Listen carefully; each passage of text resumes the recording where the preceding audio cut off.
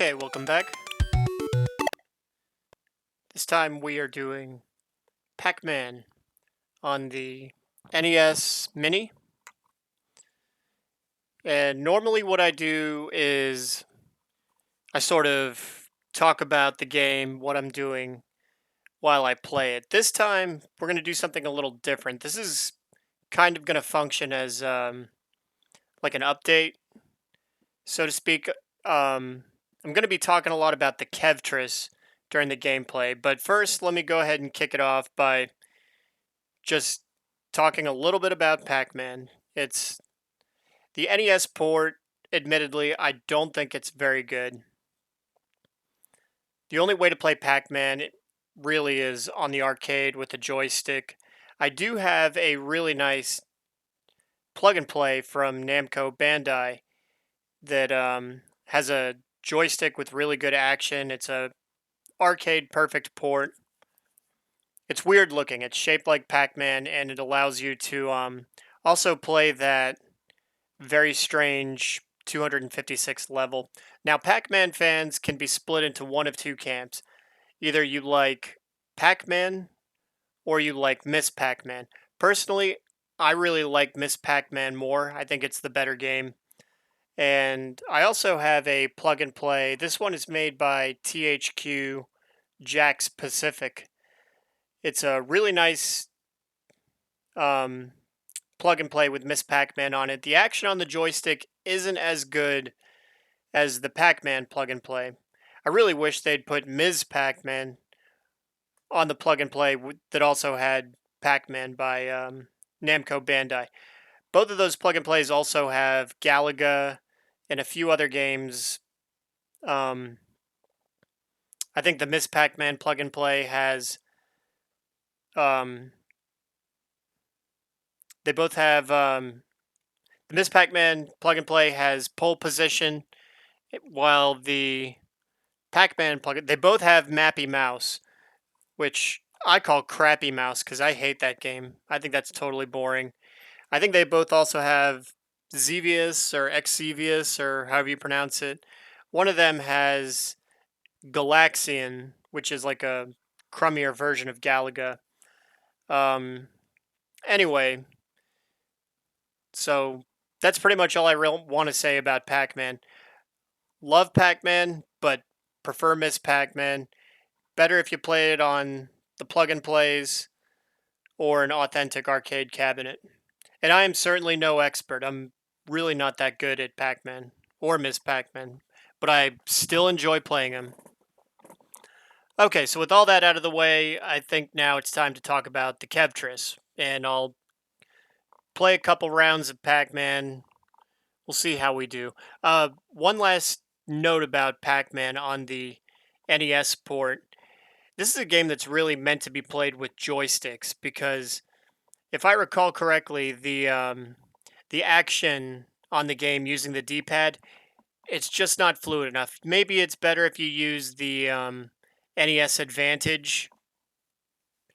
I don't think that's compatible with the NES Mini, but whatever. Maybe the game's just better with the. Maybe the NES port works better with a joystick. I don't know. Anyway, so the Kevtris. Whenever I do one of these videos, I always talk about whether I'm playing on either the NES Mini or the NES HDMI Kevtris. And I know that probably doesn't mean anything to anyone, but the Kevtris is a very special piece of hardware. It is a very sophisticated HDMI mod set that was designed by some sort of.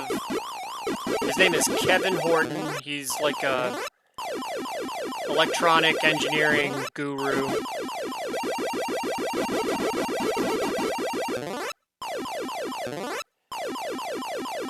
And he decided to reverse engineer the NES. So he designed the mod chipset. The chips, by the way, end of life. So if you didn't buy the HDMI mod kit when it was new, You missed out. I didn't, and the only reason I was able to get my Kevtris HDMI mod kit was, a couple years later I bought the, I found it on eBay just last summer, in fact. Had to pay $300 for it, but it is a front loader, the classic NES gray box that most retro gamers know and love. And it has the Kevtris HDMI mod kit installed in it. But in typical NES fashion, in typical NES front loader fashion, it is such a pain in the neck to get working. It's just like, I do have my NES top loader, and they did design a Kevtris HDMI mod kit for the top loader. Unfortunately, I didn't get it. I missed the boat on that one.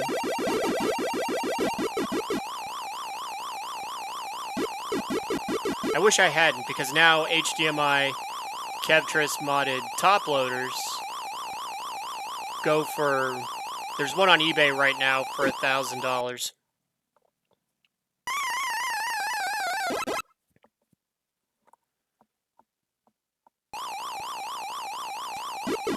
And these Kevtrises are so nice. They, the picture looks great. You can do really nice HDMI quality. It's perfect for if you're hardcore into streaming. I just like to record my footage. Any game you've seen me play on this channel that I haven't done with the NES Mini, I've been doing with the Kevtris, like Yo-Noid, Iron Sword, Rampage, Tetris, Popeye, Burger Time, Elevator Action, you name it. I've been having a lot of fun with it. And as you can see, it has been working for me in the year that I've owned it.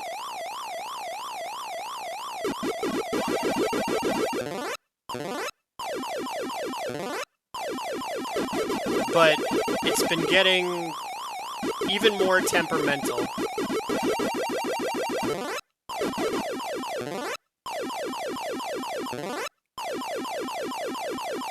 Like when I did my Yo-Noid and Iron Sword videos, it took a while to get it up and running. I just finished recording Batman, and I'll be uploading it soon. But getting it to run Batman was a pain in the neck.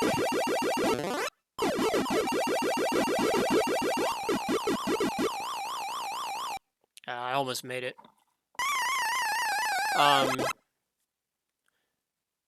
Yeah, lately, like I said, I've been able to get it to run and work most of the time, even though it does give me a hard time.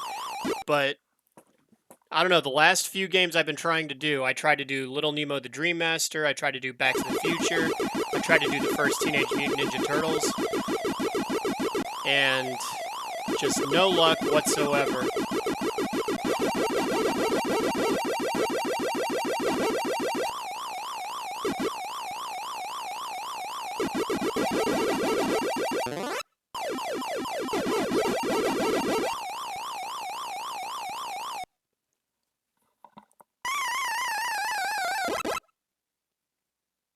This is my last life? Okay. And keep in mind, this is a $300, piece of modded hardware that is basically irreplaceable. And my concern, I've been looking for someone, there are plenty of shops online. Okay, good. I thought it was going to kill me. There are plenty of shops online that'll repair, refurbish, an old busted up NES or Atari or whatever. But the problem is, we're talking about a HDMI modded Kevtris. I can't just trust it to someone that has no experience working with this system. Oh, and that's game over. Oh well, I got over 20,000 points. Not bad for someone coming in cold. Um,